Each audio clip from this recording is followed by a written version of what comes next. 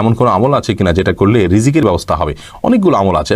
একটা গুরুত্বপূর্ণ আমল হলো যে আপনি খুব বেশি সাধনা করবেন, সালাতের সঙ্গে সঙ্গে বের হয়ে যাবেন, সিরিয়াসলি দুনিয়ার হালাল উপার্জন করার জন্য আপনি দুনিয়ার বিভিন্ন প্রান্তে ছড়িয়ে পড়বেন এবং পরিশ্রম করবেন। অনেক মানুষ আছেন অলস এবং মানে খুব বেশি পরিশ্রম করতে রাজি না, এবং অনেক পেশায় কাজ করতে রাজি না, ওনার প্রেস্টিজ ইস্যু থাকে। এগুলো থাকা উচিত নয়।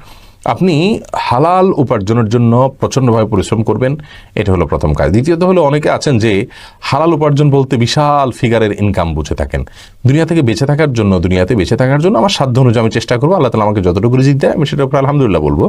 এটাই আমাদের হওয়া উচিত। আমি আমার নিজেকে ডেভেলপ করার চেষ্টা করব, আল্লাহ তাআলাই আস্তে আস্তে বরকত দিবেন। তৃতীয়ত আমল বলতে ওই যে নামাজের পরপরই আল্লাহ তাআলা বের হইতে বলেছেন, অতএব খুব দ্রুত নামাজ শেষ করে বের হয়ে উপার্জন শুরু করতে হবে সালাতের পরপর। আর আত্মীয়তার সম্পর্ক রক্ষা করলে জীবনে বরকত আসে উপার্জনের মধ্যে।